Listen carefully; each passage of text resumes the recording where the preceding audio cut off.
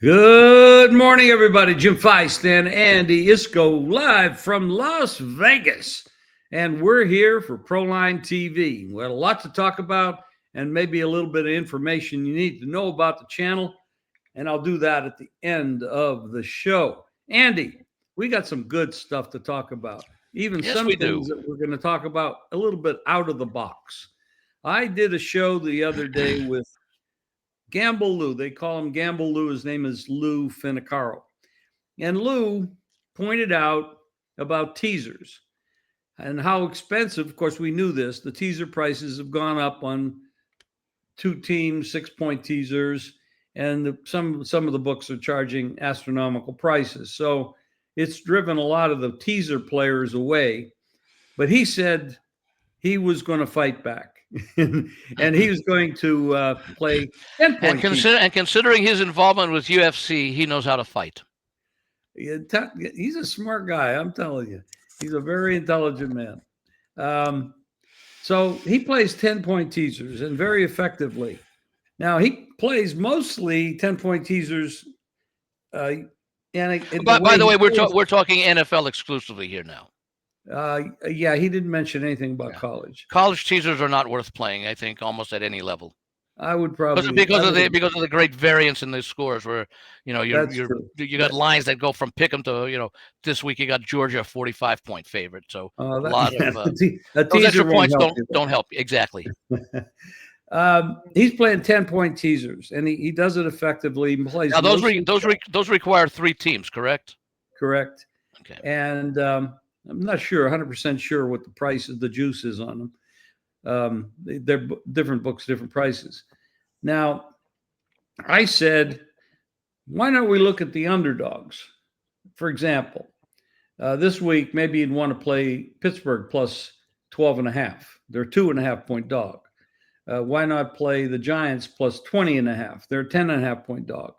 Why not play, let's say, Minnesota's 16.5? They're a 6.5-point dog. So these are the kind of thinking. This is the kind of thinking I was having. Now, so I reached out to Andy and I said I'd share this information. We're not going to share it all here, but I'm going to share it with Lou because he started me on this track. We're looking to pick winners, and we're looking to, for me, I'm a professional bettor and bet as heavily as I can, when I can, and where I can, because it's not easy to keep an account open if you win too much. So, which, by the way, just as an aside, let me just mention that is not very smart of the guy who's booking your action, because I would think if you are that successful, the book would want to know what you're doing so they could make their adjustments. And if they're players as well, they would want to tell you as well. So it seems as though they're hurting themselves by turning down action from people who are successful. I mean, for example, if you're in business and you have a competitor who's equally as good as you are, you might want to know a little bit more about what they're doing, because that could help you in your business, even though you're competing with them. Andy, you're assuming that everybody could be as smart as you and I. Well, those that are. When it comes to money, you try to be as smart as possible. We're old school guys, and we do think outside the box. But these young people that come in and they're not thinking outside the box, they're not real bookmakers in some cases, and they're making up their rules as they go along, and they really haven't been around 40, 50 years like we have. Yeah. But in the old days, a bookmaker wanted to know what you were playing. Yep. As a matter of fact, they would reach out to you. I remember this one guy, I would call him Frankie, and he'd reach out to me 5 o'clock in the morning to ask me to bet into his line at $500 a play. Now, back in those days, that was a lot of money. Mm-hmm. And he said, I'm going to take your action at $500 and I'm going to go bet it. So these lines will move. And he did exactly what you just said. Yep. So because I was winning and I had another guy that was also winning, and we worked kind of together looking at the games. And so we did very, very well. That's, I think, what is known in the world of business or almost any type of negotiation, a win-win situation. Except for the bookmaker. Well, it is for him by getting your information. Yeah, but the next bookmaker. Oh yeah, the next guy. Yes. It's but you don't know, but you don't know who that is. So no, I have no idea who that is. No. nor should you, So, nor would, so nor getting back why would to you want to. this, let's look at some possibilities. Let's say you like Tampa Bay, and they're 6.5-point dog. And the Rams, of course, played a tough game last week. Tampa Bay's on a string of very tough games. They have a lot of injuries. Some of the players are going to come back. Rams lost a couple players, and the Rams are a 6.5-point favorite over the Tampa Bay Buccaneers. 16.5. Now, remember, you got to pick two other teams to go with it. So you're going to have to really think outside the box to make this work. And you should be focused on, you don't have to focus on dogs. I mean, you could. Well, I'll tell you I'll tell you the reason why you probably would, because it's almost like with a 6-point teaser. It's very unusual for you to want to go and say take a -5.5 to a +0.5 or go across 0, because you're giving up a number that basically occurs maybe once a season, where a game where you have a tie game like Dallas and Green Bay, but then again it would of course have to also equal the teaser line. So I don't want to give up games that end up in 0 by going over. Now at 10 points, it still might be advantage. For example, you'd go from -7 to +3. That might be a little bit different depending upon if you use the key number. So I would say that the majority of the time it would work best on underdogs because you're not giving up any numbers. However, and I agree with you, you could look at the Detroit game, which is exactly 10 or 10.5, and say, I'm going to lower that to pick them over the Giants. That might be a very favorable spot to take the favorite. Yeah. Well, then again, you're not really crossing 0. You are hitting 0, but the chances of a tie are extremely remote. You're just basically, it's basically a money line play using the teaser. Yeah, many of the good that you pointed out. So many of these places ties lose. Yeah. So don't play any teaser where ties lose. Yeah, that's mostly the case. Yeah, so you have to be a little careful of that too. But that doesn't happen very often. But you have to be aware of it. So these are the kind of possibilities. By the way, just to explain what happens in that case, if it's a 2-team teaser and ties don't lose, it's basically a refund because it's not a 1-team teaser at the odds you laid. But if it's like if it's a 3-team teaser and there's a push in there, it becomes a 2-team teaser. 4s becomes 3, etc. But there's some books that if there's a tie, it's a loss.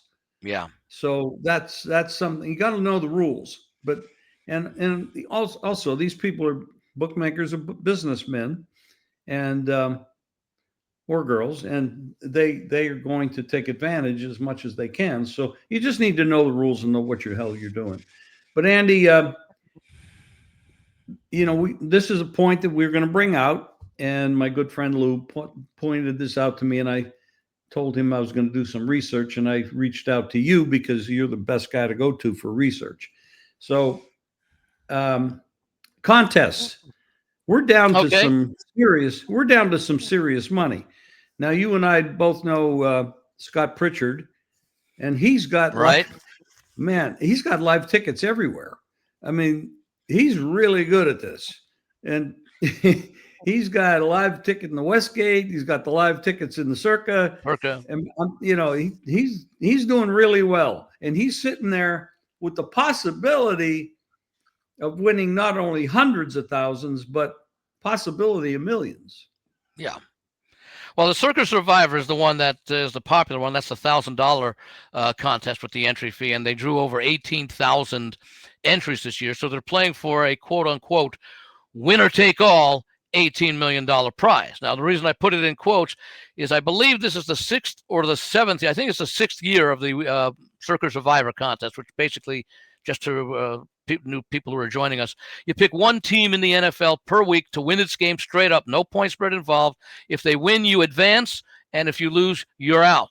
The only restrictions on who you can pick is you can pick a team only once. So if you've already used the Detroit Lions and you won and you advanced and you've continued to advance, you cannot use the Detroit Lions anymore. And then there's also a little twist, and they put this in a few years ago because the overall goal, and I can understand it. Derek Stevens, the proprietor, the owner of Circa, would like to give it to just one person, make one person an instant multimillionaire. But the first 5 years of the contest, the first few years of the contest, it was always a split prize. There were always multiple people who went through first the 16-week season perfect and then the 17-week season perfect. So then they introduced a couple of other things, and I think coming in a couple of years ago, they split Thanksgiving week, because there are 3 Thursday games and 1 Friday game, into 2 contest weeks. And then they did the same thing, I think it was the next year, for Christmas. Okay, so now instead of an 18-week contest, because of the 18-week schedule, it's a 20-week contest. The thought being is that now you have to go 20-0 to win or share in the prize, as opposed to 18-0, which you would be under the old rules. And yet, even after that, they still have not had a single winner. So now the chances are, with 18,000 entries, since it's been increasing every year, that there will probably be a split. So let's say that 6 people go 20-0. They pick 20 straight winners, including those split weeks, and they would split the prize. That's still over $3 million a piece for those 6 people, which is a pretty nice payday, much less winning the 18 million. The point is that there's a lot of strategy involved that we've talked about in the past, that there are a lot of shows, there are websites that are devoted to the strategy. Now, I do proxying. One of my clients is still alive in the one that Scott's alive in the Westgate one, which we'll talk about shortly. And another one is alive in the Circa Million. And the reason why it's an attractive contest, and I try to point this out to people, okay, you can have up to 5 entries in the Circa Survivor at 1,000 each, or you could have 1 entry in the Circa Millions, or 5. You could have 5 entries in each contest, let's say. And the question is, where do I split it? A lot of people used to play multiple entries in the pick 5, where you pick 5 games a week and you do it for 18 weeks. You got to have a really good record to cash there. Now, in the Circa Millions, it is $1 million first prize, and they pay down to 100 places, so you still have a chance there. But if you take 5 entries, if you take that $5,000, and instead of buying 5 entries in the Circa Million, and you put it all, or let's say you put 3 or 4 of them into Circa Survivor, remember, in Circa Survivor, doesn't matter what anybody else does. As long as you keep winning and you can go through the season picking 20 winners, you're going to split in the prize. The only person who can beat you in a Survivor contest is you.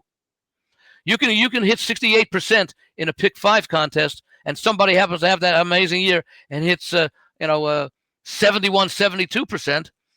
Well, if it's a winner-take-all contest, you don't get anything. And if it's one of the other contests, you'll get a nice prize, but you won't get anything close to what the winner would get as far as winning that contest. So there are trade-offs with both, and I normally recommend that people, if you're gonna spend $5,000, take maybe 1 or 2 entries in the pick 5, because you may have that great year handicapping every game. But also put some in the Survivor, where if you have a really good year and you only need to pick, I say only, I'll put only in quotes. It's not that easy. So if you only have to pick, in quotes, 1 game a week, you have to pick 20 winners over the course of the season with those other restrictions. So it's a matter of individual preference, and it's up to whatever person's comfort level is and where they think they're what they are better at. But I guess it's another way of just saying don't put all your eggs in one basket. Well, tell me about the Westgate, the smaller contest, because they have less entries. And I know the one contest was $5,000. That's this one, yeah. The Westgate. There's only a few people left in that. They had 111 people start the contest, putting up $5,000. So they were playing for a winner-take-all purse of $550,000. Now, the thing that's interesting about that is, excuse me, that the chances are it won't go the full distance, because you only had 111 entries, okay, as opposed to 18,000 or the 15,000 that Survivor and Circa had last year. I would have liked to have seen, and maybe one of the sports books can do it, and maybe someone would want it, the gaming commission could do it, because it's not something that can be really decided. And that is, in what week will the $5,000 Survivor contest end? You start at the beginning of the year, and you can make a wager. Oh, I think it'll end in week 10, or I think it'll end in 13. And by the way, the books would be smart enough to realize the contest has to end with 1 person being remaining. No splits, no sharing of the jackpot, etc. It has to actually end with there just being 1 winner at the end of the contest. Now, it could be possible that 2 people are alive in week 13, and they say, you know what? I also made a bet on when the contest would end, and I happen to have week 13. You pick side A, I'll pick side B. The contest will be over because only one of us will win, and we'll split the prize, and we'll cash our bets. That might be the thing that they would that could be a sticking point there. But yeah, the 111 are now down to 8 people. In fact, last week there were 6 people. I'm sorry, it's down to 8 people. Last week there were 8 people, and they all won last week, so that nobody was eliminated. Going on to week 12 are the 8 people who. So how many's left? I'm sorry. I don't know why I show 6 here, but it was 8 because they. I think they. No, okay. I'm sorry. I'm sorry. Let me go back up. There are 8 people left in the Westgate 5,000. In the Grandissimo, which is the $100,000 entry fee, where they started with 69, those are down to 6 people. 4 of them last week had the Jets. Had the Patriots go over the Jets. 2 of them had the Steelers over the Bengals. So nobody was eliminated from that contest last week. They're down to 6. I believe everybody in the Survivor contest, the $5,000 one, also advanced. There were 8 people that were in, and I think they also split between the Patriots and the Steelers. I think may have been the other one that they also advanced. So there are 8 people left, and of course you can only use a team once. And I don't know if they could put lines up, but there is one person in that group of 8 in the $5,000 contest who have yet to use the Patriots, the Colts, or the Seattle Seahawks. They've used the Ravens, and I think he's the only one who has those 3 teams. That's remaining. Pretty good quality. That's good quality teams. And with 8 people left, just take people who who don't have them left and have to, and look, Baltimore's likely not going to be upset by the Jets this week. But some people may use Baltimore, and there's always a possibility that, look, the 13-point underdog Panthers upset the Packers on the road a month or so ago. So that contest is coming down. There was no carnage last week. There was not very much in the overall Circa Survivor, where they started with those 18,178, I believe it was. And they were down to 1,000 after week 10. And of those 1,000, there were only 61 who got eliminated last week. There were 13 teams that were picked, and 9 of those teams, won. 11 people were eliminated when the Vikings lost to the Bears. 43 were eliminated when the Falcons lost to the Panthers. 6 were eliminated when the Chargers lost to the Jaguars, and 1 was eliminated who took the Chiefs over the Broncos, which seemed to be a very tough game to make a choice on either side, much like the Lions and Eagles, because those were competitive teams between 2 playoff caliber teams. Despite the record, the Chiefs are still a very good team, and they're a playoff contender, and the Broncos obviously are, as were the Lions and the Eagles. Nobody played the Lions and the Eagles game, which made sense because it was a very competitive game that could have or should have gone either way if Dan Campbell didn't try going for a 4th and whatever 5 times during the game. When in a game that's low scoring, there aren't going to be many points. Take the field goal when you can. And as it turns out, if 3 of those opportunities of the 5 fourth down failures were field goals that were successful, all of a sudden 16-7 becomes 16-16. But that's a subject for a different contest and a different podcast. But nonetheless, there are 939 people alive so far, and I would imagine this week, or remaining, and I would imagine that Baltimore, for those still have it available, and I think there are a couple of hundred who do in the Big Survivor, big by I mean the 18,000 people in that contest. And I think Seattle at Tennessee will also be a popular pick. Now, San Francisco, which is, I think, another one of the large favorites, but it's single digits, about 7 against Carolina. San Francisco does not have a very good record going back to the latter part of 2023, following up a win with another win. They are horrible against the point spread off a win, but I believe they've only had back-to-back wins once since the latter part of the 2023 season. So that where it looks like it might be an attractive play. And I'm not going to say that they won't beat Carolina 39-10. But I'm just saying, be aware that San Francisco is one of those teams that you think is really, really good and has been really good. Well, last year, of course, they had a horrible record. I think they were 6-11 because they had all those injuries, but they've not been able to follow up wins. I think they did this. I don't have that in front of me right now, but they've not been very good going back. I think their last 15, 16 times they've won games. Well, there are three big favorites this week, and I don't know if those players have those teams available anymore because they might have used them. But Detroit is one of them, coming Yeah. off that embarrassing performance against Philadelphia, and Seattle, who threw the ball away. I would say embarrassing coaching performance. Although Goff certainly would qualify as embarrassing as well. Although he struggled in those situations. Yeah. Goff, that was the worst performance Goff has ever had. I mean, he was horrible. But anyway, Andy, what else do you have this week that we should talk about? Well, we talked about the alternative lines with the teasers in a sense, and Dan Campbell. I think he's now either 13-0 or 14-0. I just put him down for the coaching decision, but maybe he wanted to set himself up for teaser player for alternate line players this week because he always wins. I think he's something like 14-0 the last time he's coming off a loss. Yeah. And that's also against the spread. So, and I think someone pointed out to me that I think all of those wins have been by double digits. So you might consider, we saw it against Washington when they were coming off, when Detroit was coming off of a loss, and they won handily in that one.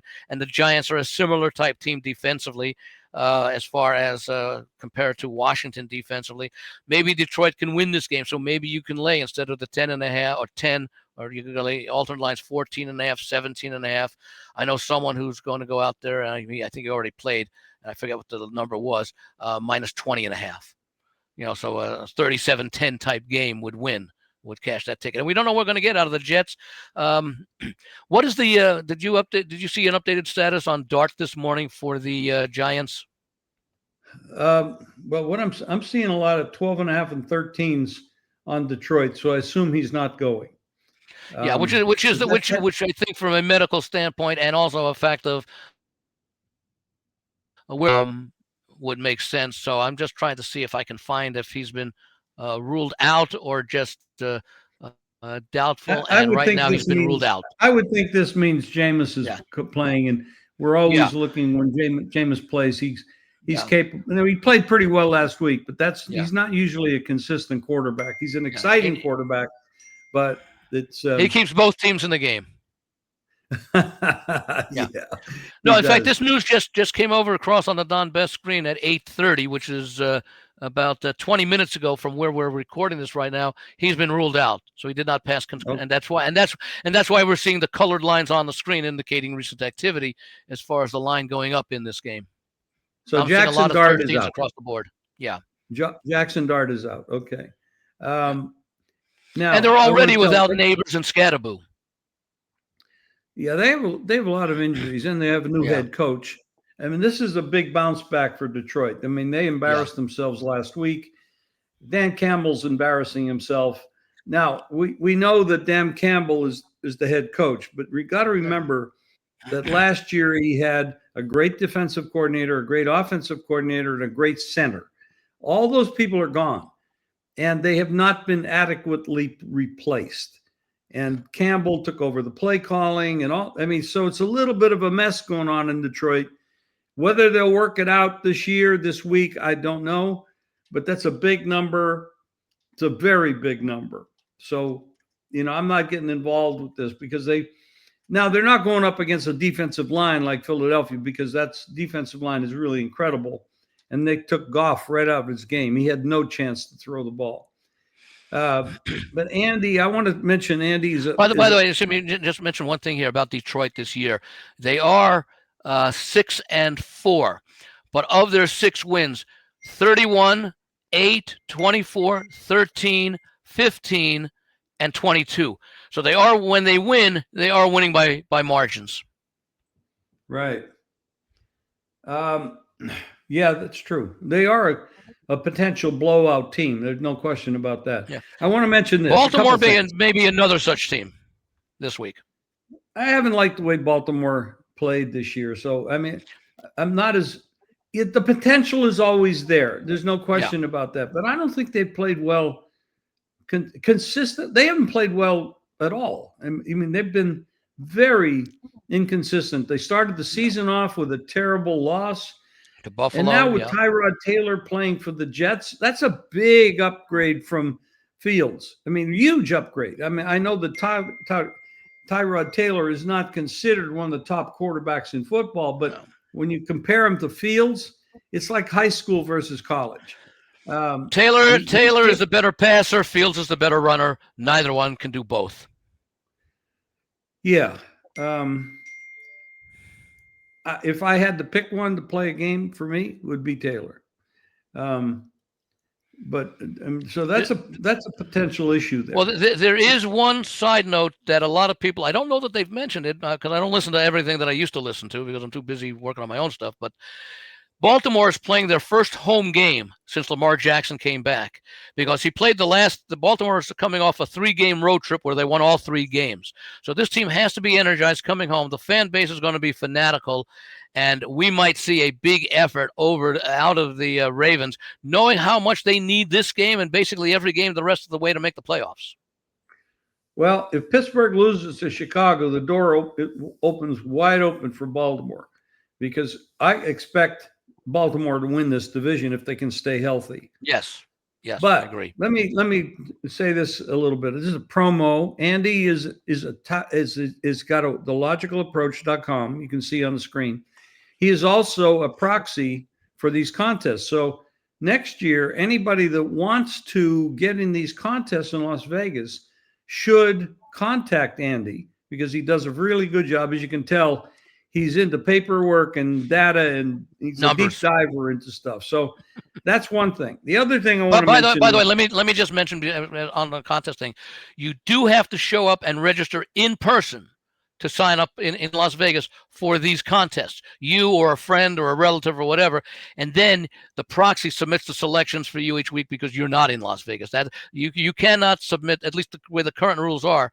You cannot. You can live in Chicago. You cannot submit your selections over the internet or via a mobile app in Chicago. You have to. Those selections have to be entered by someone within the borders of Nevada. But you have to sign up, or the entrant has to sign up in Nevada. You have to at least come to Las Vegas once to do that. And then when they get here, Andy and that person, and you would run around to the different places and sign up. The other thing is I want to mention about the site. We have, when you go to the site, there's a join button. Now, Andy, you're talking about the Proline TV site, not the Proline TV. Logical. You're talking Proline TV site. Yeah. There's a join button. If you join that, if you click on the join button, you will have the opportunity to buy Andy's picks, my picks, Victor's picks, and Mark Lawrence's picks. Now, the prices are ridiculous. I think if you think about it, it's probably $2 a day or less for everybody. This is each person. You can buy their picks individually, or you can go to the bundle package and you can get everybody's picks for the one price. So there's 5 options: Andy, Victor, Mark, and Jim, and the one package that's a bundle that you can buy everybody's picks. And the price in that case would be about $3 a day. So the price is ridiculous. Now, nobody charges such little money for quality selections. And I would so subscribe to the channel, like us, give it a thumbs up, and hit the join button and try us out. I think you're going to enjoy it. And it's not breaking anybody's bankroll. And we are consistent winners over the years. I mean, all of us have been in this business 5 decades or more. I know I've been in it 6, and I think Mark has been in it 6 as well. But this is great. Andy, great stuff as usual. Awesome stuff. Let's have a winning week. And everybody out there, have a winning week. And thanks for joining. And God bless everybody. Take care. Oh, and happy Thanksgiving to everybody, since probably the next time we will be doing the contest will be the day after Thanksgiving, although we may change the schedule a little bit because we do have action on Thursday and Friday with the 4 NFL games. Should we worry? Should we spare the turkeys or not? Yeah, we can spare the ones that are going to be on our table because we get involved with so many turkeys on the football field. Very good, Andy. I love it. Thank you. Thanks, everybody. Best of luck and happy Thanksgiving.